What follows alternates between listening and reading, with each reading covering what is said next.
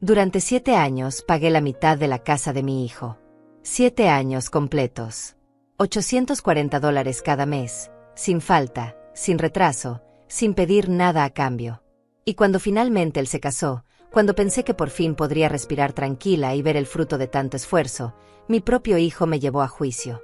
Me demandó. A mí. A su madre. Por la herencia de su padre. Me llamo Miriam Olivares. Tengo 69 años. Y esta es la historia de cómo mi hijo intentó destruirme por dinero. Todo comenzó 3 semanas después de su boda. Mario llegó a mi casa acompañado de su esposa Luciana. No venían a visitarme. No traían flores ni sonrisas. Venían con papeles. Documentos legales. Un abogado los esperaba afuera en el auto. Ni siquiera tuvieron la decencia de entrar solos. Mario se sentó frente a mí en la misma mesa donde lo alimenté durante 40 años. Luciana permaneció de pie, con los brazos cruzados, mirándome como si yo fuera una extraña. Y entonces mi hijo abrió la boca y dijo las palabras que jamás olvidaré. Mamá, venimos a hablar sobre la herencia de papá. Luciana y yo hemos consultado con un abogado. Legalmente, tú no tienes derecho a quedarte con todo. Esa casa que papá dejó también me pertenece. Y exigimos nuestra parte. Ahora. Me quedé mirándolo sin poder creer lo que escuchaba. Este era el mismo niño que cargué en brazos. El mismo joven al que sostuve cuando perdió su primer empleo.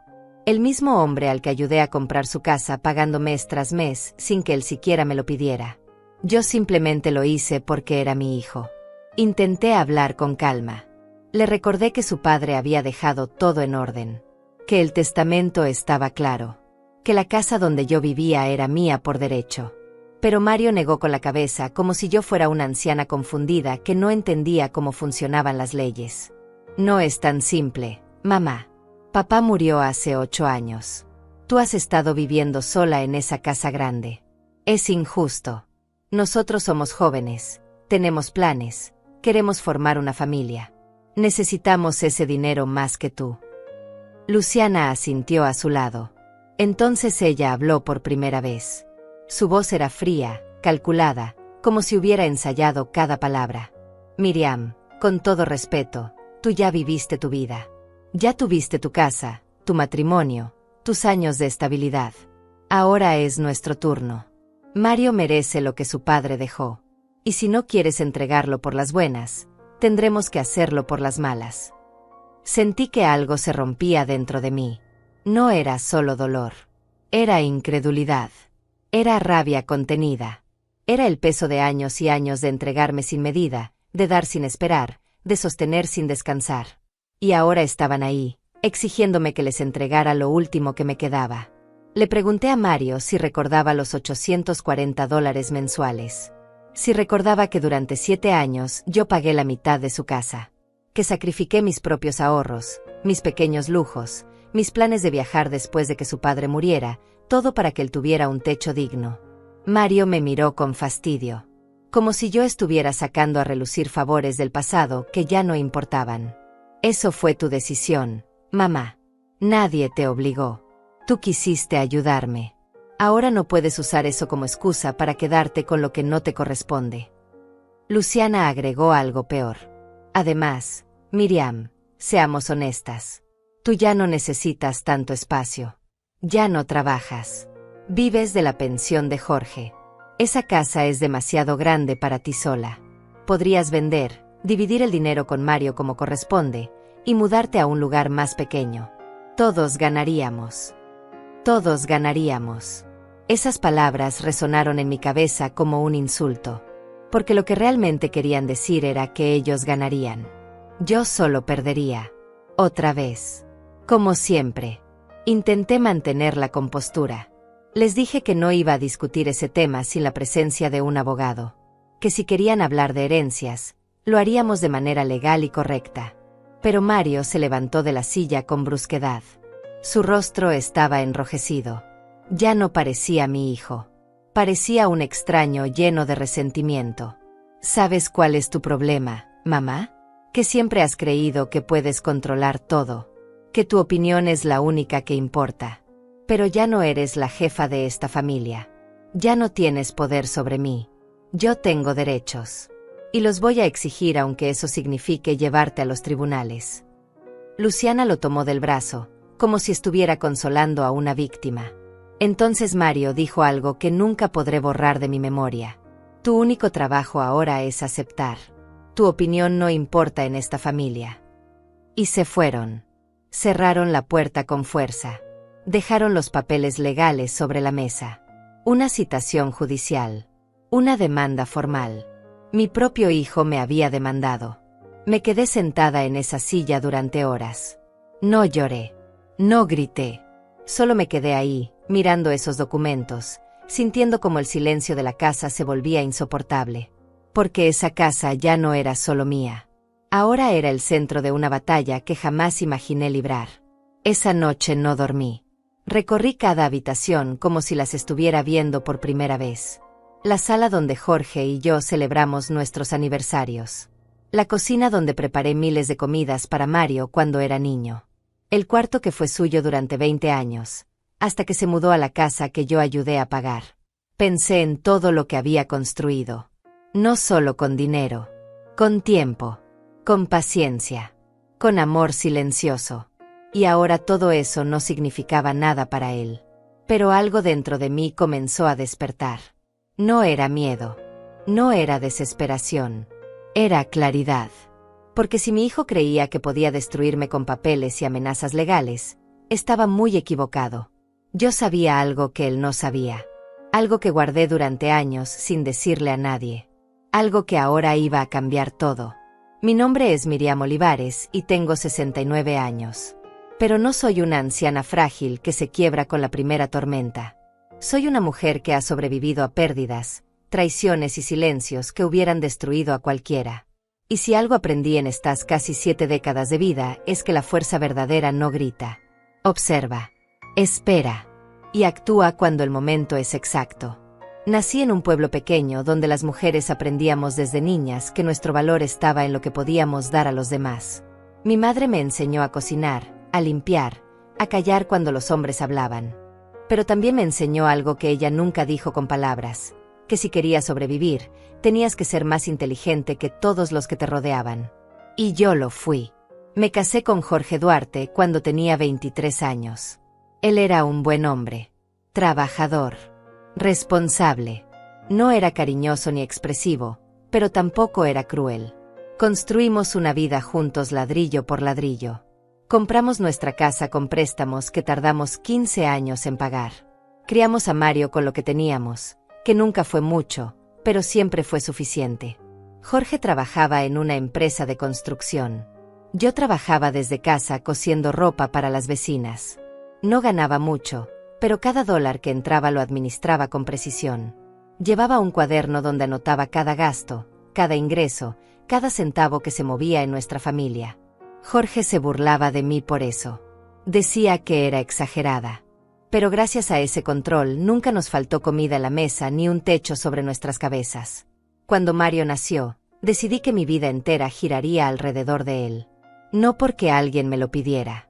Porque así se hacían las cosas. Las madres nos vaciábamos para llenar a nuestros hijos. Y yo lo hice sin quejarme. Sin dudar. Sin medir las consecuencias. Mario creció siendo el centro de todo. Jorge lo adoraba. Yo lo protegía. Si algo salía mal en la escuela, yo iba a hablar con los maestros. Si necesitaba dinero para una excursión, yo dejaba de comprar lo que necesitaba para dárselo. Si tenía un problema, yo lo resolvía antes de que él siquiera tuviera que pensarlo. Jorge murió cuando Mario tenía 31 años. Fue repentino. Un infarto masivo en medio de la noche. No hubo tiempo para despedidas. Solo el silencio brutal de despertar y encontrarlo inmóvil a mi lado. El funeral fue doloroso, pero lo que vino después fue peor. La soledad. El vacío de esa casa que de pronto parecía demasiado grande y demasiado silenciosa. Mario vino algunas veces durante las primeras semanas. Me abrazaba. Me decía que todo iba a estar bien. Pero luego las visitas se espaciaron. Tenía su trabajo, sus amigos, su vida. Y yo me quedé sola con la casa, con los recuerdos y con una pensión que apenas alcanzaba para cubrir los gastos básicos. Pero nunca me quejé. Nunca le dije a Mario que me sentía abandonada. Porque esa no era mi función. Mi función era estar disponible cuando él me necesitara. Y siempre lo estuve. 2 años después de la muerte de Jorge, Mario llegó a mi casa con una noticia. Había encontrado una casa que quería comprar. Era perfecta para él. 2 habitaciones, un patio pequeño, en un barrio seguro. Pero había un problema. No tenía suficiente dinero para el enganche. Necesitaba ayuda. No me lo pidió directamente. Solo me contó la situación como quien comparte una preocupación. Pero yo sabía lo que eso significaba. Sabía que estaba esperando que yo ofreciera solucionar su problema. Como siempre lo había hecho. Le pregunté cuánto necesitaba. Me dijo que con $5,000 podría cerrar el trato. Yo no tenía $5,000. Tenía ahorros, sí, pero eran para emergencias. Para mi vejez. Para no ser una carga para nadie cuando ya no pudiera valerme por mí misma. Pero cuando vi la esperanza en los ojos de Mario, cuando escuché la emoción en su voz hablando de esa casa, supe que iba a darle ese dinero. Porque eso era lo que las madres hacíamos. Nos sacrificábamos. Siempre. Le di los $5,000. Mario compró la casa. Pero el problema no terminó ahí. Las mensualidades eran altas. $900 cada mes. Mario ganaba bien, pero no lo suficiente para cubrirlo todo con holgura. Así que empezó a llegar a fin de mes con dificultades. Dejó de salir con amigos. Dejó de comprarse ropa nueva. Y yo lo veía luchar. Un día le dije que yo podía ayudarlo con la mitad de la mensualidad. $840 cada mes. No era una cantidad pequeña para mí. Representaba casi la mitad de mi pensión. Pero pensé que sería temporal. Unos meses. Tal vez un año. Solo hasta que él se estabilizara. Mario aceptó con alivio. Me abrazó. Me dijo que era la mejor madre del mundo. Que nunca olvidaría lo que estaba haciendo por él. Y así comenzó. Mes tras mes, durante 7 años, yo transfería $840 a la cuenta de Mario. Sin falta. Sin retraso. Aunque eso significara que yo comiera menos. Aunque significara que no pudiera arreglar las goteras del techo de mi casa. Aunque significara que nunca pude tomar esas vacaciones que había planeado con Jorge antes de que muriera. Guardé todos los comprobantes. Cada transferencia bancaria. Cada recibo. Los metí en una caja de zapatos que guardé en el fondo de mi armario. No porque desconfiara de Mario, sino porque era mi costumbre. Siempre había sido ordenada con el dinero. Siempre había documentado todo. Durante esos 7 años, Mario nunca mencionó el tema. Nunca me agradeció explícitamente. Simplemente asumió que eso era lo normal. Que yo estaba ahí para sostenerlo. Como siempre lo había estado. Y yo nunca le cobré. Nunca le recordé cuánto estaba dando. Porque las madres no llevan cuentas. O eso creía yo entonces. Cuando finalmente Mario terminó de pagar la casa, no hubo celebración. No hubo reconocimiento. Solo un mensaje de texto diciéndome que ya no necesitaría más transferencias. Un simple gracias mamá, ya está todo pagado. Pensé que finalmente podría usar mi dinero para mí. Que podría arreglar mi casa. Comprarme ropa nueva. Tal vez hacer ese viaje que siempre quise hacer. Pero entonces Mario conoció a Luciana. Y todo cambió. Luciana era diferente a las otras novias que Mario había tenido. Era ambiciosa. Calculadora. Siempre preguntaba sobre dinero, propiedades, herencias. La primera vez que vino a mi casa, no preguntó por mí. Preguntó por la casa. ¿Cuánto valía? ¿Cuándo la habíamos comprado? Si estaba completamente pagada. Me incomodó. Pero Mario parecía fascinado con ella. Decía que Luciana era inteligente. Que sabía lo que quería. Que no era como esas mujeres conformistas que solo esperaban que los hombres resolvieran todo. Se casaron 6 meses después de conocerse. Yo pagué parte de la boda. $3,000. Porque Mario me dijo que Luciana soñaba con una ceremonia linda y él no quería decepcionarla. Y 3 semanas después de esa boda, Llegaron a mi casa con papeles legales y un abogado esperando afuera. Ahora estaba sentada en mi sala, mirando esa citación judicial, entendiendo finalmente quién era mi hijo. Y quién había sido yo todo este tiempo. No era su madre. Era su recurso. Desde que Mario era niño, mi papel en la familia siempre estuvo claro. Yo era la que resolvía, la que cedía, la que nunca decía que no. Esa etiqueta no me la puse yo misma. Me la colgaron los demás y yo la cargué sin protestar durante décadas enteras. Recuerdo perfectamente cuando Mario tenía 8 años y quería una bicicleta nueva. Jorge había dicho que no teníamos dinero para eso. Pero Mario lloró durante días. No comía bien. No jugaba. Solo miraba por la ventana con esa tristeza que partía el corazón de cualquier madre. Yo tenía ahorrados $200 de mi trabajo de costura. Era dinero que había guardado durante meses para comprarme un abrigo nuevo. El mío estaba gastado, remendado en los codos, con el forro deshilachado. Pero cuando vi a Mario así, no lo pensé 2 veces. Compré la bicicleta. Jorge se molestó. Dijo que estaba malcriando al niño, que le estaba enseñando que con berrinches conseguía todo. Pero yo le dije que era solo una bicicleta, que Mario era feliz, que eso era lo único que importaba. Y Mario fue feliz. Durante 2 semanas. Luego la bicicleta quedó olvidada en el garaje y él ya quería otra cosa. Esa fue la primera vez. Pero no la última. Cada vez que Mario quería algo, yo encontraba la manera de dárselo. Aunque eso significara sacrificar lo mío. Aunque significara mentirle a Jorge sobre de dónde salía el dinero. Aunque significara quedarme sin lo que yo necesitaba. Cuando Mario cumplió 15 años, quiso hacer una fiesta grande. Invitar a todos sus compañeros de la escuela. Contratar música. Comprar comida para 50 personas. Jorge dijo que era un gasto innecesario. Que con una reunión familiar pequeña era suficiente. Pero Mario insistió. Dijo que todos sus amigos hacían fiestas grandes. Que él no quería ser menos. Que si no le hacíamos esa fiesta, iba a ser la burla de su salón. Yo usé mis ahorros otra vez. $800. Dinero que había guardado durante un año entero. Dinero que pensaba usar para arreglar el techo que goteaba cada vez que llovía. Pero la fiesta de Mario era más importante. Jorge no dijo nada esa vez. Solo me miró con decepción. Como si supiera que yo estaba creando un monstruo, pero no tenía fuerzas para detenerme. La fiesta fue un éxito. Mario estuvo feliz. Sus amigos lo felicitaron. Durante 2 días habló emocionado de lo bien que había salido todo. Luego nunca más mencionó el tema. Como si ese esfuerzo, ese sacrificio, hubiera sido lo más natural del mundo. Y así seguimos durante años. Yo dando. Mario recibiendo. Yo cediendo. Mario asumiendo que eso era mi obligación.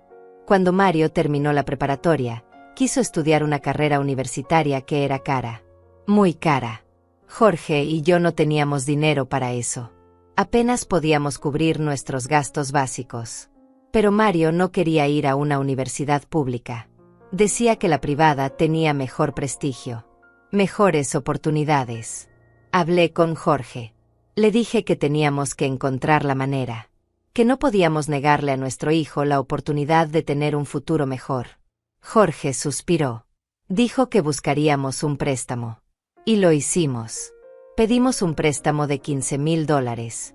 Hipotecamos parte de la casa. Durante 5 años pagamos cuotas altísimas que nos dejaban sin margen para nada más.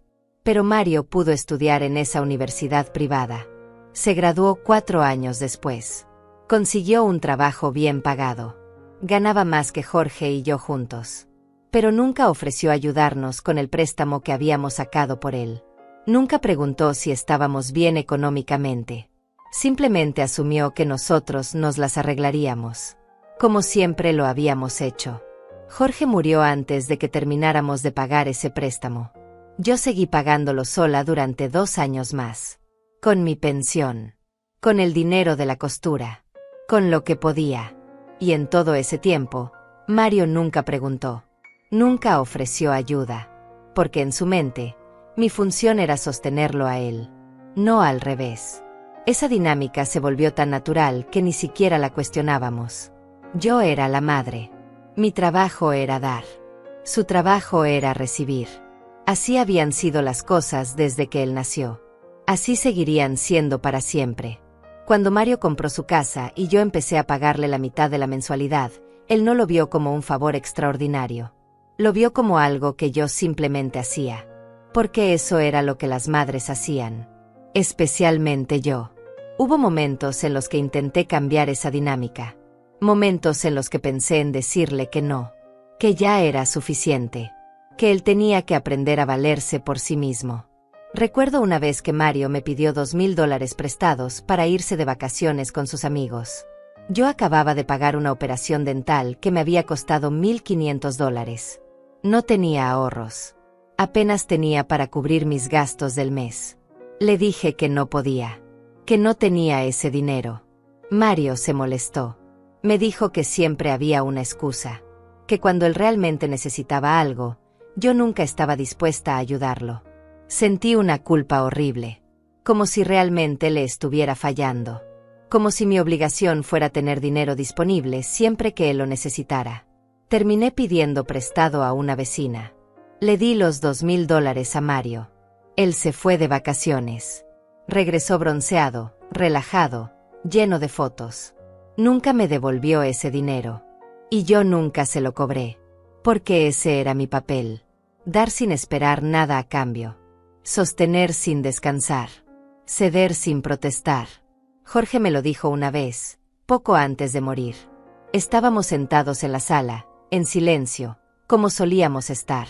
Y de pronto él habló. Miriam, vas a terminar sin nada por culpa de ese muchacho.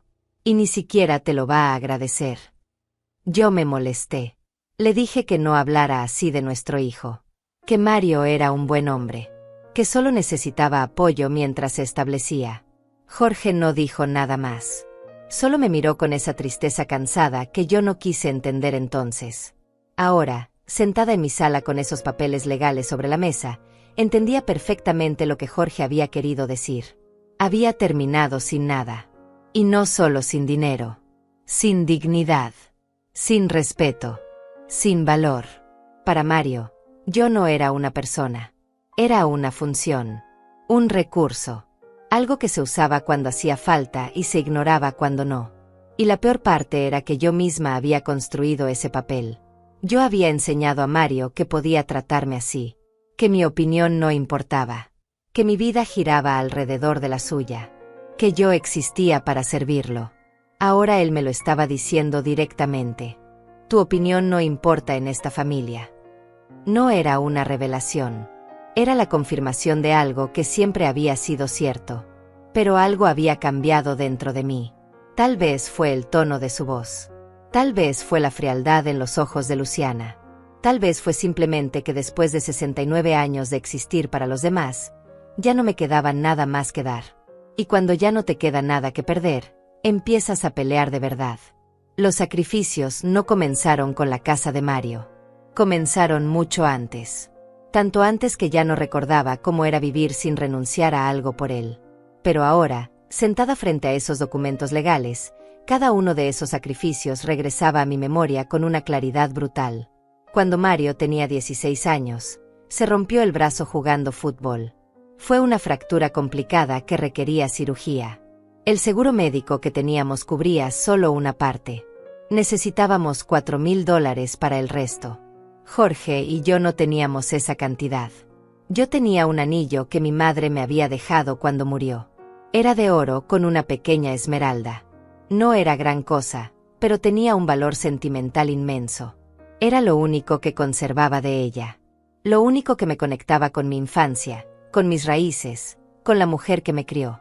Lo vendí por $3,200. No era suficiente. Así que también vendí un reloj de Jorge que él había heredado de su padre. Conseguimos el dinero. Mario tuvo su cirugía. Recuperó el movimiento completo del brazo. Nunca le conté que había vendido el anillo de mi madre. No quería que se sintiera culpable. No quería que cargara con esa responsabilidad. Yo simplemente lo hice. Como hacía todo. En silencio. Sin esperar reconocimiento. 2 años después, cuando Mario se graduó de la preparatoria, todos sus compañeros recibieron regalos costosos de sus padres. Computadoras nuevas. Teléfonos de última generación. Viajes. Mario llegó a casa triste porque nosotros no teníamos dinero para darle nada así. Yo llevaba años ahorrando para hacerme un tratamiento dental. Necesitaba implantes. Había perdido 3 muelas y masticar se había vuelto doloroso. Tenía guardados $2,500. Era todo lo que había podido juntar durante 5 años. Usé ese dinero para comprarle a Mario una computadora nueva. Su cara de felicidad cuando la vio me hizo olvidar el dolor en mi boca. Me hizo sentir que había valido la pena. Que una madre verdadera hacía eso. Sacrificaba su comodidad por la felicidad de sus hijos. Seguí masticando con dificultad durante 8 años más. Hasta que finalmente, cuando Mario ya era adulto y trabajaba, pude ahorrar otra vez para mis implantes. Para entonces, el problema se había complicado. El tratamiento costó el doble. Pero yo nunca le dije nada a Mario. Nunca le hice sentir que su computadora me había costado años de dolor físico. Cuando Jorge murió, yo tenía 59 años. La pensión que me dejó era de $1,200 mensuales. No era mucho, pero alcanzaba para vivir con moderación. Podía cubrir mis gastos básicos, guardar un poco cada mes, darme algunos pequeños gustos de vez en cuando. Pero entonces Mario necesitó ayuda con el enganche de su casa. Le di $5,000 de mis ahorros. Me quedé sin colchón financiero, sin red de seguridad. Pero él tenía su casa. Y eso era lo que importaba. Luego empezaron las mensualidades. $840 cada mes. Casi la mitad de mi pensión. Tuve que reorganizar toda mi vida alrededor de esa cifra. Dejé de comprar carne. Era demasiado cara. Empecé a comer solo verduras, arroz, frijoles, huevo de vez en cuando. Bajé 10 kilos en el primer año. No porque quisiera. Porque no podía permitirme comer lo que necesitaba. Dejé de ir al médico para mis chequeos regulares. Cada consulta costaba $40. Cada medicamento era un gasto extra. Así que simplemente dejé de ir. Si me dolía algo, tomaba analgésicos baratos y esperaba que pasara. Dejé de encender la calefacción en invierno. El gas era caro. Me ponía 3 suéteres y me envolvía en cobijas. Había noches en las que temblaba de frío, pero miraba el techo y pensaba esto es temporal, solo hasta que Mario se estabilice. Dejé de salir con mis amigas. Cada café, cada comida fuera, cada actividad social costaba dinero que yo ya no tenía. Me volví invisible. Solitaria. Encerrada en mi casa contando centavos para poder transferirle a Mario sus $840 puntuales cada mes. Un año, durante el invierno, se rompió la tubería del baño. El agua se filtraba por las paredes. El plomero me cobró $600 por arreglarlo. No tenía ese dinero. Tuve que pedirle prestado a mi vecina Hilda. Tardé 6 meses en pagarle. 6 meses sintiéndome endeudada, avergonzada, pequeña. Mario nunca supo nada de eso. Porque yo nunca le conté. Nunca le dije que estaba pasando hambre para pagarle su casa. Nunca le dije que estaba arriesgando mi salud para que él viviera cómodo. Nunca le dije que me había vuelto invisible para que él pudiera brillar. Hubo un momento, durante el 4.º año de pagos, en el que consideré decirle que ya no podía más. Que necesitaba detener las transferencias. Que mi cuerpo estaba empezando a fallar por la mala alimentación y el estrés. Pero justo en ese momento, Mario llegó a visitarme. Venía emocionado. Me contó que había conseguido un ascenso en el trabajo. Que ahora ganaba mejor. Que finalmente las cosas estaban mejorando para él. Pensé que iba a decirme que ya no necesitaría mi ayuda. Que ahora él podía cubrir toda la mensualidad de su casa. Esperé esas palabras con una ansiedad desesperada. Pero no llegaron. Mario solo me abrazó y me dijo gracias por todo. Mamá, no sé qué haría sin ti. Y se fue. Y yo seguí transfiriendo $840 cada mes. Durante esos 7 años, nunca pude hacer las reparaciones necesarias en mi casa. El techo seguía goteando cuando llovía. Tenía que poner cubetas en 3 habitaciones diferentes.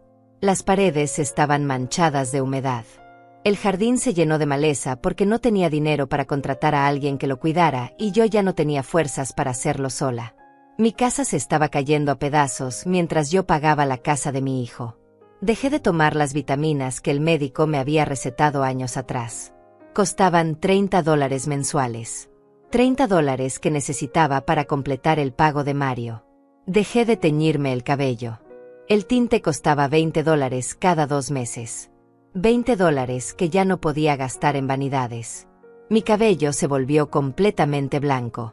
Envejecí 10 años en apariencia durante ese tiempo. Dejé de celebrar mi cumpleaños.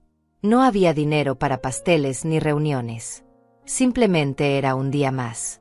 Mario me llamaba por teléfono, me cantaba el cumpleaños, me decía que me quería. Y yo me sentía agradecida por esa llamada. Como si eso fuera suficiente. Vendí algunas cosas de la casa que ya no usaba. Muebles viejos. Libros. Cuadros. Pequeñas antigüedades que Jorge y yo habíamos coleccionado durante nuestro matrimonio. Cada venta me partía el corazón, pero necesitaba el dinero. Hubo meses en los que tuve que elegir entre comprar mis medicamentos para la presión arterial o transferirle a Mario su pago. Siempre elegí transferirle a Mario. Siempre. Porque en mi mente, mi salud podía esperar. Sus necesidades no. Hilda, mi vecina, me veía cada vez más delgada, más callada, más apagada. Un día me dijo directamente Miriam, te estás matando por ese muchacho y él ni siquiera se da cuenta. Yo le sonreí y le dije que estaba exagerando, que todo estaba bien, que solo estaba cansada. Pero Hilda tenía razón. Me estaba matando. Lentamente.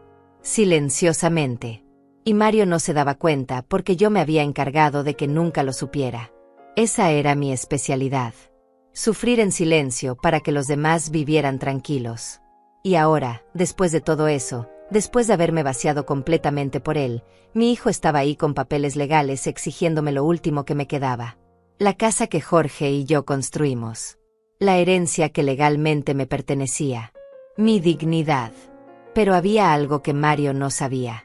Algo que iba a cambiar todo. La citación judicial llegó por correo certificado 3 días después de aquella visita. El sobre era grueso, oficial, con sellos legales que lo hacían ver amenazante. Lo abrí con manos temblorosas y leí cada palabra con una mezcla de incredulidad y dolor que me atravesaba el pecho. Mario Olivares contra Miriam Olivares. Mi propio apellido usado como arma en mi contra. El documento era extenso, lleno de términos legales que apenas comprendía, pero el mensaje central era claro y brutal. Mario exigía la división inmediata de la herencia de Jorge. Reclamaba que yo había retenido ilegalmente bienes que le correspondían. Que había manipulado el testamento. Que me había aprovechado de mi posición como viuda para quedarme con todo. Cada acusación era una puñalada. No solo por lo que decía, sino por quien lo decía. Mi hijo. El niño que había cargado en mi vientre. El joven que había criado con cada gramo de mi fuerza. El hombre por el que había sacrificado todo. El documento incluía una valoración de la casa. $230,000. Según el abogado de Mario, la mitad me correspondía a mí y la otra mitad a él como heredero directo. $115,000 que debía entregarle de inmediato, o en su defecto, vender la casa y dividir el dinero. Vender la casa. Mi casa. El lugar donde había vivido durante 32 años. Donde había criado a Mario. Donde había llorado la muerte de Jorge. Donde estaban grabados cada recuerdo de mi vida adulta. Querían que la vendiera como si fuera un objeto sin valor. Como si los años no significaran nada. Pero había más. El documento también reclamaba que yo había vivido gratuitamente en una propiedad que no era completamente mía durante los 8 años desde la muerte de Jorge. Que debía compensar a Mario por ese uso exclusivo. Calculaban esa compensación en $1,000 mensuales. $96,000 adicionales. Leí esa parte 3 veces sin poder creerlo. Me estaban cobrando por vivir en mi propia casa. En la casa que Jorge y yo compramos con préstamos que tardamos 15 años en pagar. En la casa que mantuve, limpié, reparé con mi propio dinero durante casi una década de viudez. La audiencia estaba programada para dentro de 6 semanas. Tenía 6 semanas para conseguir un abogado, preparar mi defensa, enfrentarme legalmente a mi propio hijo. Llamé a Mario esa misma tarde. Necesitaba escuchar de su propia voz que esto era real, que realmente estaba haciendo esto. Contestó al tercer tono. Su voz sonaba normal, casual, como si no acabara de destruir mi vida. Hola mamá, ¿qué necesitas? Me costó encontrar las palabras. Finalmente pregunté si había recibido mi llamada porque había visto los documentos legales. Si realmente iba a llevarme a juicio por la casa de su padre. Hubo un silencio breve. Luego Mario suspiró como si yo fuera una niña terca que no entendía cosas obvias. Mamá, es solo un procedimiento legal. No tiene nada personal. Luciana y yo consultamos con un abogado y nos dijo que tenemos derechos sobre esa herencia. Es simplemente hacer las cosas correctas legalmente. ¿Correctas? Repetí. ¿Llevar a tu madre a juicio te parece correcto? Es la única manera de resolver esto si tú no quieres cooperar. Te pedimos que habláramos civilizadamente y te negaste. Ahora tenemos que hacerlo por la vía legal. Tú nos obligaste a esto. Yo los había obligado. Según Mario, el problema no era que él me estuviera demandando. El problema era que yo no había aceptado entregarle todo sin resistencia. Le recordé los 7 años. Los $840 mensuales. Los $70.840 que había pagado por su casa. Le pregunté si eso no contaba para nada. Mamá, ya hablamos de eso. Eso fue tu decisión. Yo nunca te pedí que pagaras mi casa. Tú quisiste hacerlo. No puedes ahora usarlo como excusa para quedarte con lo que legalmente me pertenece. Luciana tomó el teléfono. Su voz era fría, profesional, calculada. Miriam, entiendo que esto es difícil para ti, pero tienes que entender que Mario tiene derechos. La ley está de nuestro lado. Puedes hacer esto fácil o difícil, pero el resultado será el mismo. Mi consejo es que consigas un buen abogado y lleguemos a un acuerdo razonable antes de la audiencia. ¿Un acuerdo razonable? Pregunté. ¿Cómo entregarles la mitad de mi casa? ¿Cómo reconocer que esa casa no es solo tuya? Jorge también era padre de Mario. Mario tiene derecho a esa herencia. Y sí, si eso significa vender la casa y dividir el dinero, entonces eso es lo que debe pasar. Colgué el teléfono. No porque quisiera, sino porque no podía seguir escuchando. No podía seguir oyendo a mi hijo y a su esposa hablar de mi vida como si fuera un negocio. Como si yo fuera un obstáculo en su camino hacia el dinero. Los días siguientes fueron los más oscuros de mi vida. Peores incluso que cuando murió Jorge. Porque cuando Jorge murió, sentí dolor pero también amor. Recordaba los buenos momentos. Sabía que él me había amado a su manera. Sabía que nuestra vida juntos había significado algo. Pero esto era diferente. Esto era rechazo puro. Era la confirmación de que todos esos años de sacrificio no habían significado nada para Mario. Que yo no significaba nada para él. Que solo había sido un recurso conveniente que ahora estorbaba. Dejé de comer. No porque quisiera castigarme. Simplemente porque la comida no pasaba por mi garganta. Bajé 5 kilos en 2 semanas. Hilda se preocupó. Vino todos los días a tocar mi puerta. Me traía comida. Se sentaba conmigo en silencio. Una tarde, Hilda me dijo algo que no olvidaré nunca. Miriam, ese muchacho no merece ni una sola lágrima tuya. Pero si vas a llorar, que sea para sacar el dolor. Después tienes que levantarte y pelear. Porque si no peleas, te van a destruir. Tenía razón. No podía quedarme paralizada en el dolor. Necesitaba actuar. Necesitaba defenderme. Por primera vez en mi vida, necesitaba poner mis necesidades por encima de las de Mario. Busqué abogados. Llamé a 5 diferentes. Todos me dijeron lo mismo. Los casos de herencia eran complicados. Mario tenía derechos legales como hijo. Yo tendría que demostrar que el testamento de Jorge era claro y válido. Que la casa me correspondía completamente. El problema era que el testamento de Jorge, aunque me nombraba heredera principal, no especificaba detalles sobre cada bien. Decía: dejo todos mis bienes a mi esposa Miriam Olivares. Pero el abogado de Mario argumentaba que todos los bienes debía interpretarse como bienes en común, y que por lo tanto Mario tenía derecho a la mitad. Era una trampa legal. Una interpretación retorcida. Pero era válida en términos legales. Los abogados me dijeron que podía ganar el caso. Pero no era seguro. Dependería del juez. De cómo interpretara la ley. De que también presentáramos nuestros argumentos. Las consultas costaban entre $200 y $500 la hora. Un caso completo podía costar entre $5 y $10,000. Dinero que yo no tenía. Elegí a la abogada más económica. Alma Vega. Una mujer de unos 50 años con mirada seria y modales directos. Me cobró $3,000 por adelantado para tomar el caso. Tuve que pedir un préstamo pequeño para pagarle. Alma leyó todos los documentos. Revisó el testamento de Jorge. Escuchó mi historia completa.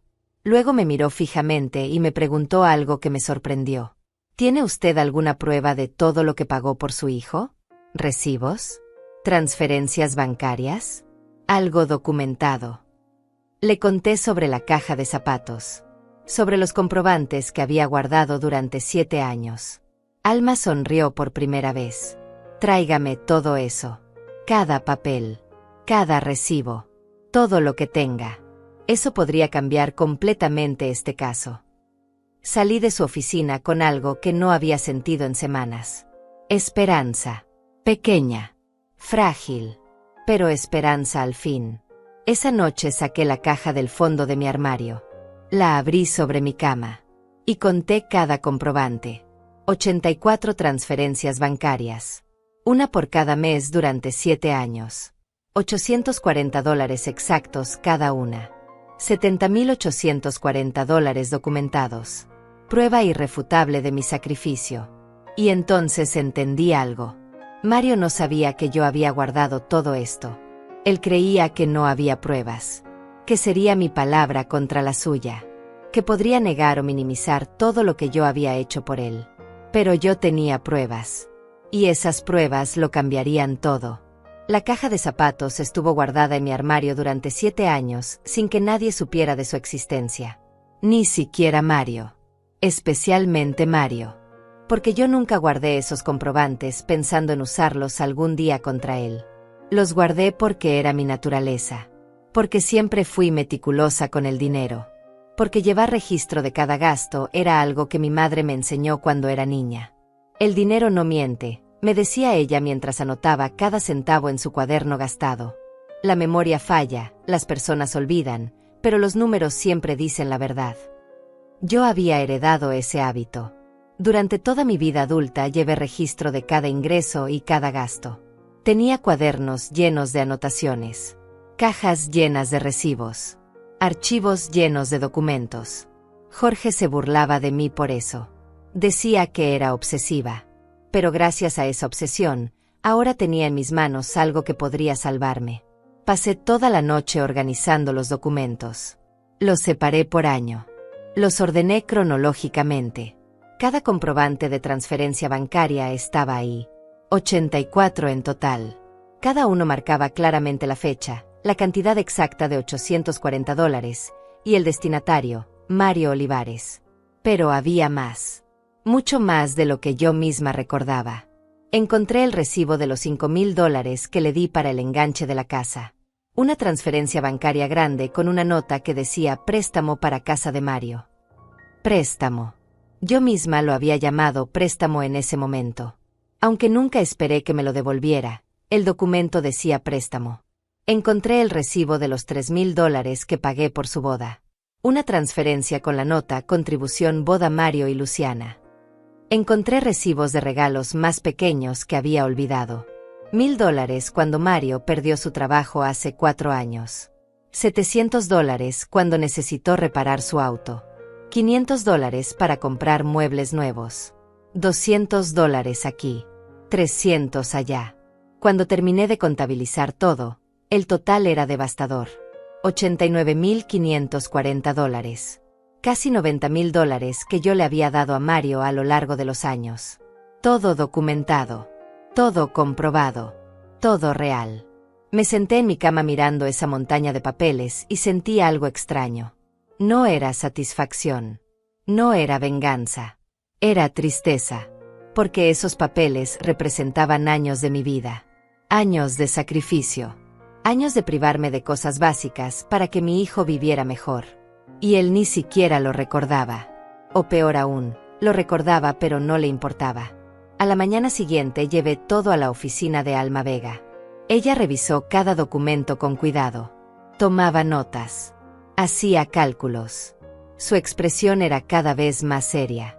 Cuando terminó, me miró por encima de sus lentes. Miriam, esto es oro puro. Su hijo no tiene idea de lo que está a punto de enfrentar. ¿Esto realmente ayuda en el caso?, pregunté. Ayuda es poco. Esto cambia completamente la narrativa. Su hijo la está acusando de retener su herencia.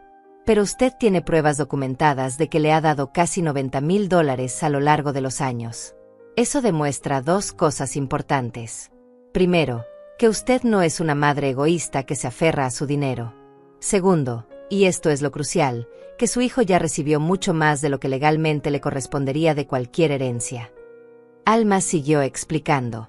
Según la ley, los padres podían hacer donaciones en vida a sus hijos. Pero esas donaciones podían considerarse como adelantos de herencia.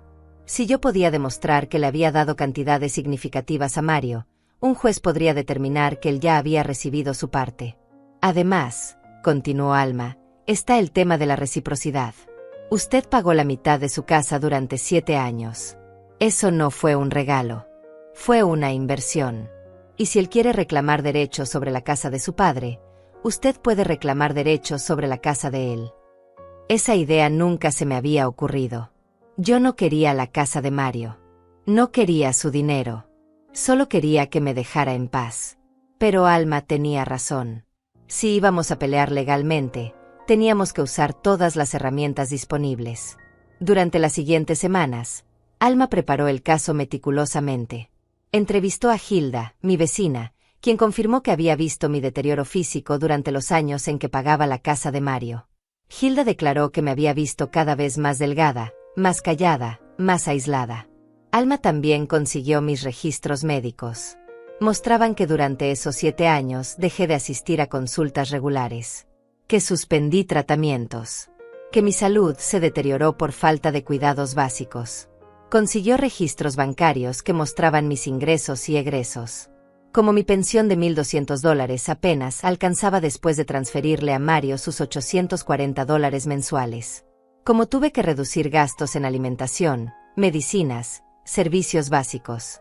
Cada documento era una pieza del rompecabezas. Y juntos formaban una imagen clara y devastadora de lo que había sido mi vida durante esos años. Pero Alma me advirtió algo importante. Miriam, cuando presentemos esto en la audiencia, su hijo va a quedar muy mal parado. Va a ser humillante para él. ¿Está segura de que quiere llegar hasta ese punto? Podemos usar esto para negociar un acuerdo antes del juicio. Podemos presionarlos para que retiren la demanda. Lo pensé durante días. Parte de mí quería evitarle esa humillación a Mario. Parte de mí todavía era la madre que protegía a su hijo del dolor. Pero otra parte, la parte que había despertado después de tantos años dormida, sabía que esto tenía que llegar hasta el final. Quiero ir a juicio, le dije a Alma. Quiero que se sepa la verdad. 2 semanas antes de la audiencia, el abogado de Mario contactó a Alma. Querían negociar. Estaban dispuestos a reducir sus demandas. En lugar de $115,000, aceptarían $50,000. Un pago único y cerrarían el caso. Alma me llamó para contarme. Esperaba mi respuesta. ¿Qué pasa si nos negamos?, pregunté. Vamos a juicio. Y con las pruebas que tenemos, es muy probable que ganemos. Pero nunca hay certeza absoluta en estos casos. Los juicios son impredecibles. Dígales que no, respondí. No voy a darle ni un solo dólar más a mi hijo. Una semana antes de la audiencia, Mario me llamó directamente. Era la primera vez que hablábamos desde aquella conversación horrible semanas atrás. Su voz sonaba tensa, molesta. Mamá, mi abogado dice que tu abogada está siendo poco razonable. Te ofrecimos un acuerdo justo. ¿Por qué lo rechazaste? Justo, repetí. $50,000 te parece justo después de todo lo que hice por ti. Mamá, ya basta con ese discurso. No puedes usar el pasado para manipularme. Esto es sobre la herencia de papá. Sobre mis derechos legales. Deja de hacerte la mártir. Algo dentro de mí se quebró con esas palabras. Ya no quedaba nada de la madre sumisa que siempre cedía. Solo quedaba una mujer cansada que había llegado a su límite. Nos vemos en la audiencia, Mario. Y colgué. Los días previos al juicio apenas dormí. Repasaba mentalmente cada argumento, cada prueba, cada documento. Alma me había preparado bien. Sabía exactamente qué esperar. Sabía que el abogado de Mario intentaría desacreditar mis pruebas, que intentaría pintarme como una madre manipuladora que llevaba cuentas de cada favor. Pero yo estaba lista. Por primera vez en mi vida, estaba lista para pelear por mí misma. La noche antes de la audiencia, saqué la ropa que usaría. Un vestido sencillo color gris. Zapatos cómodos. Nada llamativo. Nada que pareciera calculado. Solo una mujer de 69 años presentándose ante un juez para defender lo que era suyo. Metí todos los documentos en un sobremanila grueso. Alma ya tenía copias, pero yo quería tener los originales conmigo. Quería poder tocarlos. Sentir su peso. Recordar que eran reales. Que mi sacrificio había sido real. Hilda vino esa noche a verme. Me trajo té caliente y pan recién horneado. Se sentó conmigo en silencio durante un rato. Luego habló. Mañana ese muchacho va a entender con quién se metió. Y espero que le duela tanto como te dolió a ti. No respondí. Porque en el fondo, una parte pequeña de mí todavía no quería que Mario sufriera. Todavía era su madre. Todavía recordaba al niño que había sido antes de convertirse en el hombre que era ahora. Pero el resto de mí, la parte más grande y más fuerte, sabía que esto era necesario. Que la única manera de recuperar mi dignidad era parándome firme y dejando que la verdad hablara por sí misma. El día de la audiencia amaneció gris y frío. Me levanté a las 5 de la mañana, aunque la cita era a las 10. No había podido dormir. Cada vez que cerraba los ojos veía el rostro de Mario, su mirada llena de desprecio, sus palabras como cuchillos. Tu opinión no importa en esta familia. Me vestí despacio. Me peiné el cabello blanco que ya no podía teñir. Me miré en el espejo y vi a una mujer de 69 años que había vivido demasiado y había dado demasiado. Pero también vi algo nuevo en mis ojos. Determinación. Fuerza. Dignidad recuperada. Alma pasó por mí a las 9. Llevaba un portafolio negro repleto de documentos. Durante el camino al juzgado me explicó nuevamente cómo sería el proceso. El juez escucharía primero los argumentos del abogado de Mario, luego los nuestros. Después revisaría las pruebas y haría preguntas si lo consideraba necesario. Mantenga la calma sin importar lo que digan, me advirtió Alma. No reaccione. No llore. No grite. Deje que las pruebas hablen por usted. Llegamos al juzgado 20 minutos antes. Era un edificio antiguo con pasillos largos que olían a papel viejo y desinfectante. Nos sentamos en una banca de madera a esperar. Mis manos temblaban. Las mantuve entrelazadas sobre mi regazo para que nadie lo notara. Mario llegó 10 minutos después acompañado de Luciana y su abogado. Un hombre alto de traje oscuro que caminaba con arrogancia. Mario me vio y apartó la mirada. Luciana me observó con frialdad, como evaluando a un enemigo. No hubo saludos. No hubo reconocimiento. Éramos extraños a punto de destruirnos mutuamente. Nos llamaron a la sala. Era más pequeña de lo que había imaginado. Una mesa para el juez al frente. 2 mesas laterales para las partes. Sillas de madera dura. Paredes color crema sin decoración. Todo era austero, impersonal, frío. El juez entró y todos nos pusimos de pie. Era un hombre de unos 60 años, cabello gris, lentes gruesos, expresión seria. Se sentó y nos indicó que hiciéramos lo mismo.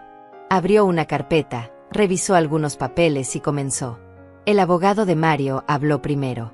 Su voz era firme, profesional, ensayada.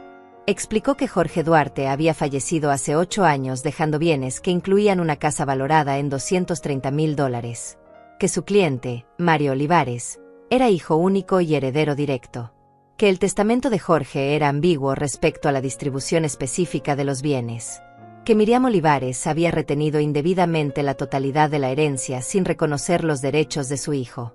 Cada palabra era técnica, fría, desprovista de emoción, como si estuviéramos hablando de objetos y no de una familia destruida, como si yo fuera simplemente un obstáculo legal y no la madre que había dedicado su vida entera a ese hombre sentado al otro lado de la sala. El abogado presentó documentos: la valoración de la casa, copias del testamento, cálculos de lo que correspondía a Mario según su interpretación de la ley. Incluso presentó facturas de gastos que Mario había tenido recientemente y que según él justificaban su necesidad urgente del dinero. Cuando terminó, el juez se volvió hacia Alma. Ella se puso de pie con calma. Abrió su portafolio y sacó una carpeta gruesa. Su señoría, este caso no es lo que aparenta ser. No es una disputa simple sobre una herencia.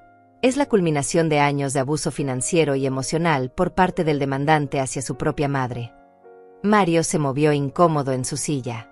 Luciana le susurró algo al oído. El juez levantó una ceja con interés. Alma continuó. Explicó cómo yo había sostenido económicamente a Mario durante años. Cómo le había dado el enganche de su casa. Cómo había pagado $840 mensuales durante 7 años completos.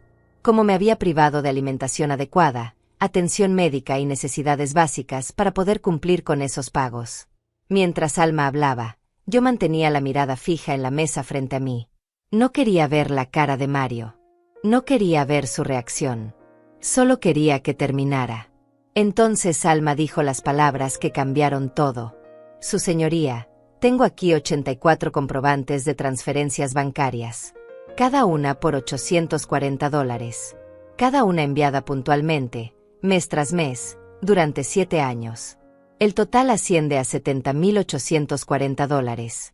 Además tengo documentación de otras donaciones que suman casi $19,000 adicionales. En total, la señora Olivares entregó a su hijo $89,540 documentados. El silencio en la sala fue absoluto. Mario se había puesto pálido. Luciana miraba a Alma con incredulidad. El abogado de Mario hojeaba nerviosamente sus propios papeles como buscando algo que refutar. El juez extendió la mano. Alma se acercó y le entregó el sobremanila que yo había preparado. El mismo sobre que había estado guardado en mi armario durante años esperando este momento sin que yo lo supiera. El juez abrió el sobre y comenzó a revisar los documentos. Uno por uno. Lentamente. Su expresión era inescrutable, pero sus ojos se movían rápido por cada papel. Pasaron 5 minutos. 10. Nadie habló. Solo se escuchaba el sonido de las hojas al ser volteadas. Finalmente el juez levantó la vista y miró directamente a Mario. Señor Olivares, ¿es usted consciente de que su madre le entregó casi $90,000 a lo largo de los años? Mario tragó saliva. Su abogado le tocó el brazo, pero Mario lo ignoró. Ella quiso ayudarme. Nunca se lo pedí directamente. Pero aceptó el dinero, dijo el juez. No era una pregunta. Sí, acepté su ayuda. Y ahora la está demandando por la herencia de su padre. Es mi derecho legal, respondió Mario, pero su voz sonaba menos segura. El juez volvió a mirar los documentos. Luego miró a Luciana. Usted sabía sobre estos pagos cuando convenció a su esposo de demandar a su suegra. Luciana se puso roja. El abogado intervino rápidamente diciendo que esa pregunta era inapropiada. Pero el daño estaba hecho. El juez había visto la verdad. Entonces el juez hizo algo inesperado. Empezó a reírse. No era una risa fuerte ni burlona. Era una risa suave, incrédula, como cuando ves algo tan absurdo que no puedes evitarlo. Señor Olivares, dijo el juez todavía con una sonrisa en los labios, usted viene aquí a reclamarle a su madre una herencia de aproximadamente $115,000. Pero resulta que su madre ya le dio casi $90,000 de su propio bolsillo. Dinero que ella necesitaba para vivir. Dinero que sacrificó dejando de comer bien, dejando de ir al médico, dejando de tener una vida digna. Y ahora usted quiere más. Mario no respondió. Solo miraba la mesa frente a él. Déjeme preguntarle algo, continuó el juez.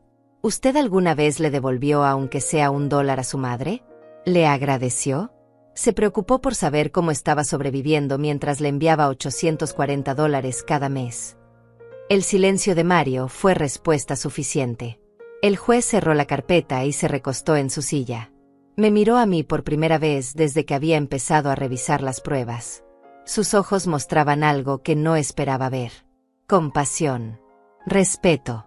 Señora Olivares, lamento mucho que haya tenido que llegar hasta aquí para defenderse de su propio hijo. El juez tomó su pluma y comenzó a escribir. El sonido del papel siendo marcado era lo único que se escuchaba en esa sala. Mario seguía con la mirada baja.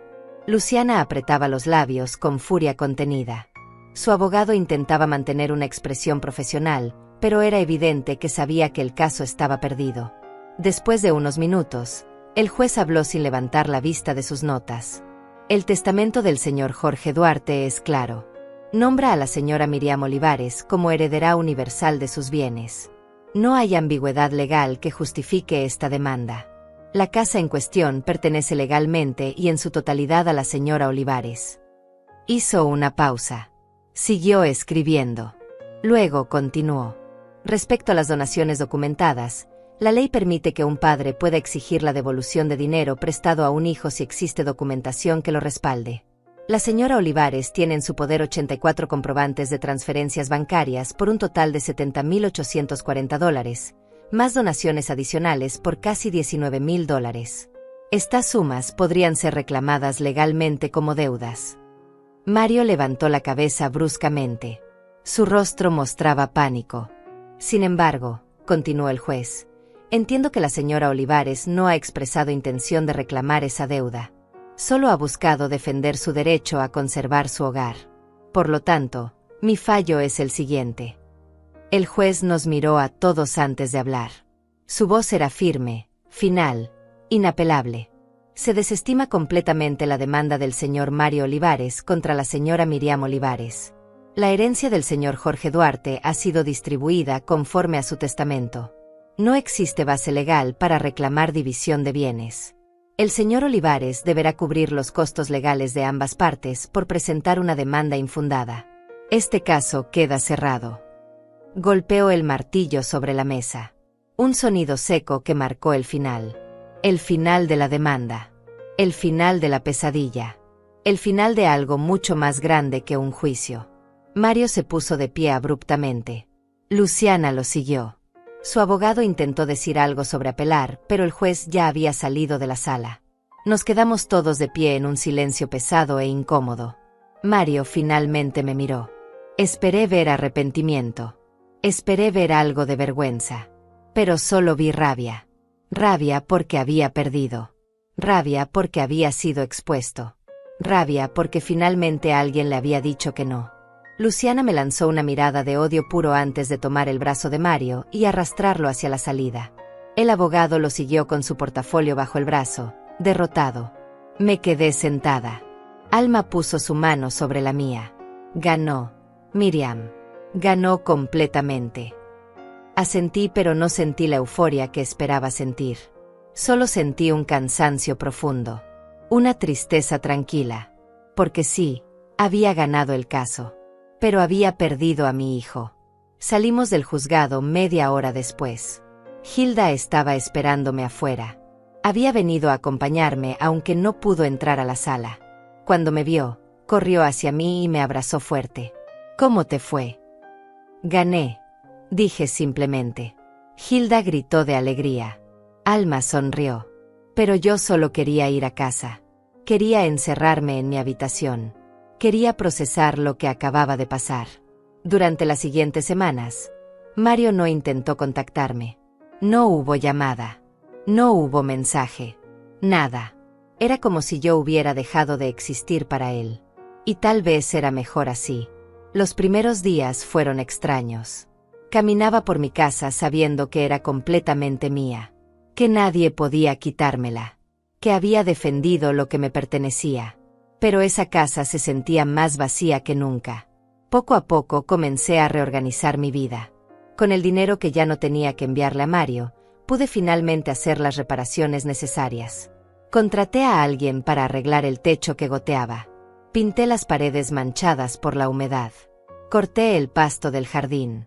Empecé a comer mejor. Compré carne otra vez. Frutas frescas. Verduras de calidad. Mi cuerpo comenzó a recuperarse lentamente del daño que años de mala alimentación le habían causado. Volví al médico. Me hice todos los chequeos que había postergado.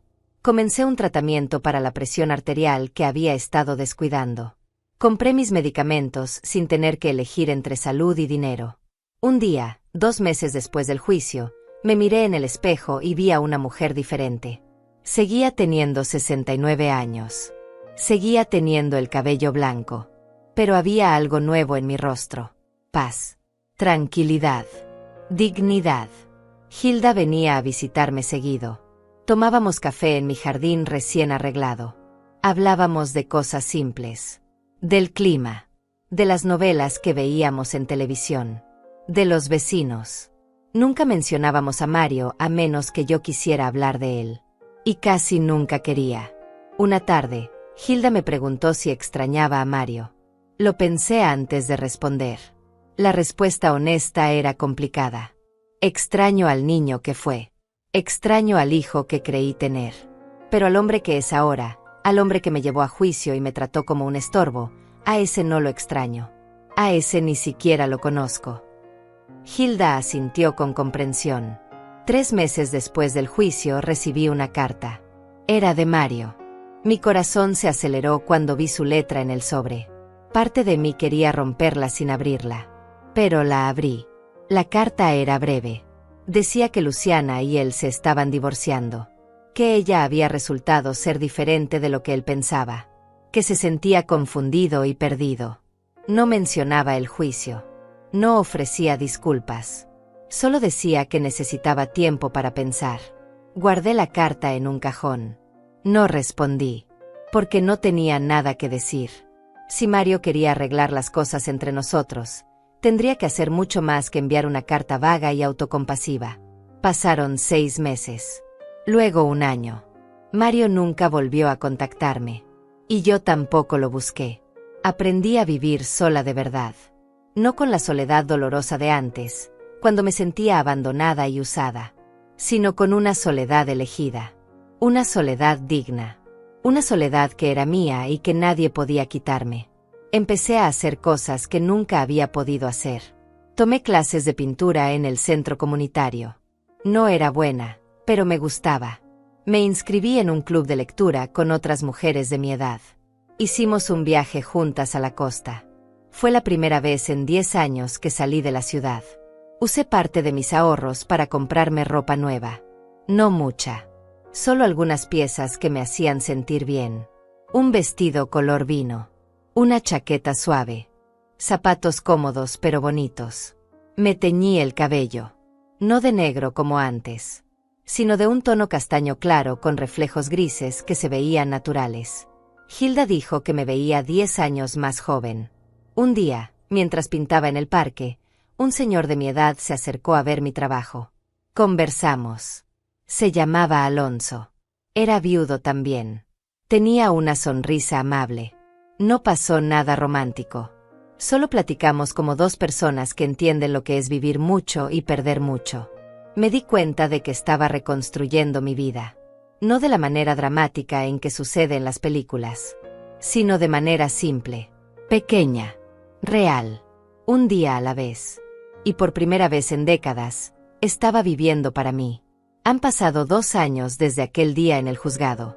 2 años desde que el juez golpeó su martillo y cerró el caso. 2 años desde que Mario salió de esa sala sin mirarme. Y en estos 2 años he aprendido más sobre mí misma de lo que aprendí en los 67 anteriores. Aprendí que el amor de madre no tiene que ser sacrificio constante. Que ayudar a un hijo no significa destruirte a ti misma. Que dar hasta quedarte vacía no te hace mejor madre. Solo te hace una mujer agotada que perdió su identidad en el camino. Aprendí que poner límites no es egoísmo. Es dignidad. Es respeto propio. Es reconocer que tu vida también tiene valor, que tus necesidades también importan, que tú también mereces cuidado, atención y amor. Aprendí que las personas te tratan como tú les enseñas a tratarte. Durante décadas le enseñé a Mario que podía usarme sin consecuencias, que podía tomar y tomar sin dar nada a cambio, que mi función era estar disponible siempre para resolver sus problemas. Y él aprendió la lección perfectamente. Pero yo también aprendí algo más importante. Aprendí que nunca es tarde para cambiar, que a los 69 años todavía puedes reconstruir tu vida, que todavía puedes decir basta, que todavía puedes elegir la paz sobre la costumbre. Mi casa ya no gotea cuando llueve. Las paredes están pintadas de un color crema cálido que hace que todo se sienta más acogedor. El jardín está lleno de flores que planté yo misma. Rosas, jazmines, margaritas. Cada mañana salgo a regarlas y siento una satisfacción simple al ver cómo crecen. Como 3 veces al día. Comida real. Nutritiva. Ya no tengo que contar cada centavo para saber si puedo permitirme comprar fruta fresca. Ya no tengo que elegir entre carne y medicinas. Mi cuerpo se ha recuperado. Subí de peso de manera saludable. Mi piel ya no tiene ese tono grisáceo de la desnutrición. Mis ojos brillan otra vez. Voy al médico regularmente. Todos mis chequeos están al día. Mi presión arterial está controlada. Mis huesos están más fuertes gracias a los suplementos que ahora puedo comprar. Por primera vez en años, mi doctor me dijo que estaba en buena salud para mi edad. Hilda sigue siendo mi mejor amiga. Tomamos café juntas todas las tardes. A veces vienen otras vecinas. Alma, Celia, Teresa. Mujeres de mi edad que también tienen historias de sacrificio y supervivencia. Nos reímos juntas. Compartimos recetas. Hablamos de nuestras vidas sin dramatismo. Solo con la honestidad tranquila de quien ya no tiene nada que demostrar. El club de lectura se convirtió en una parte importante de mi semana. Este mes estamos leyendo un libro sobre una mujer que viaja sola por Europa después de enviudar. Me identifico con ella. Con su necesidad de redescubrirse. Con su valentía silenciosa para empezar de nuevo. Alonso, el señor que conocí en el parque, se volvió un amigo cercano. Caminamos juntos los domingos. Vamos al cine de vez en cuando. Nada romántico. Solo compañía tranquila. Él entiende que no estoy buscando reemplazar a Jorge. Solo estoy aprendiendo a vivir sin estar sola todo el tiempo. A veces pienso en Mario. No puedo evitarlo. Es mi hijo. Siempre será mi hijo. Pero ya no siento ese dolor agudo en el pecho cuando pienso en él. Ahora es una tristeza suave. Una melancolía por lo que pudo ser y no fue. Me pregunto si él piensa en mí. Si se arrepiente de lo que hizo. Si alguna vez se da cuenta del daño que causó. Pero esas preguntas ya no me quitan el sueño. Ya no definen mis días. Son solo pensamientos que vienen y van como nubes pasajeras. Hace 6 meses recibí otra carta suya. Esta vez era diferente. Pedía perdón. Decía que había estado en terapia. Que había entendido muchas cosas sobre sí mismo y sobre nuestra relación. Que quería intentar reconstruir nuestro vínculo. La leí 3 veces. Luego la guardé en el mismo cajón donde está la primera. No la rompí. Pero tampoco respondí. Porque perdonar no significa olvidar. Y reconstruir una relación requiere más que palabras bonitas en papel. Requiere acciones. Requiere tiempo. Requiere que yo esté lista. Y todavía no lo estoy. Tal vez algún día lo estaré. Tal vez algún día Mario y yo podamos sentarnos a tomar café y hablar como 2 adultos que se respetan. Pero ese día no es hoy. Y no sé si será mañana. Y está bien. Porque por primera vez en mi vida, estoy poniendo mis tiempos y mis necesidades primero. Ayer cumplí 71 años. Hilda organizó una pequeña fiesta en mi casa. Vinieron 12 personas. Mujeres del club de lectura. Vecinas. Alonso. Comimos pastel. Reímos. Me cantaron las mañanitas desafinadas, pero llenas de cariño genuino. Cuando todos se fueron y me quedé sola en mi sala, miré a mi alrededor y sentí algo que no había sentido en décadas. Plenitud. No felicidad explosiva. No euforia. Solo una satisfacción profunda y tranquila de estar exactamente donde debía estar. Tengo 71 años. Tengo el cabello blanco con algunos reflejos castaños. Tengo arrugas que cuentan historias de dolor, pero también de supervivencia. Tengo una casa que es completamente mía. Tengo amigas que me valoran. Tengo días llenos de actividades que elijo yo. Y tengo algo más importante que todo lo demás. Tengo mi dignidad de vuelta. No sé qué pasará con Mario en el futuro. No sé si algún día volveremos a tener una relación. No sé si él realmente ha cambiado o si solo está diciendo lo que cree que quiero escuchar. Pero sé esto con absoluta certeza. Ya no voy a vaciarme por nadie. Ya no voy a sacrificar mi bienestar por complacer a otros. Ya no voy a aceptar migajas de afecto a cambio de entregarme completa. Porque aprendí que el verdadero amor, el amor sano, no exige que te destruyas. El verdadero amor respeta, valora, reciproca. Y si alguien no puede darme eso, entonces prefiero la soledad digna que tengo ahora. A todas las mujeres que están leyendo esto, que están viviendo lo que yo viví, que están dando hasta quedarse sin nada, quiero decirles algo que me hubiera gustado escuchar hace 30 años. Tu vida importa. Tus necesidades importan. Tu felicidad importa. Ser madre no significa desaparecer.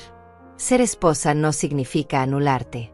Ser hija, hermana, amiga, no significa existir solo para servir a otros. Puedes ayudar sin destruirte. Puedes amar sin vaciarte. Puedes dar sin perderte. Y si alguien te dice que tu opinión no importa, si alguien te trata como un recurso en lugar de una persona, si alguien solo te busca cuando necesita algo, tienes todo el derecho del mundo de alejarte. Aunque sea tu hijo. Aunque sea tu familia. Porque la familia verdadera no destruye. La familia verdadera cuida. Respeta. Valora. Y si no tienes esa familia, entonces créala. Con amigos. Con vecinos. Con personas que elijan estar en tu vida porque te aprecian, no porque te necesitan.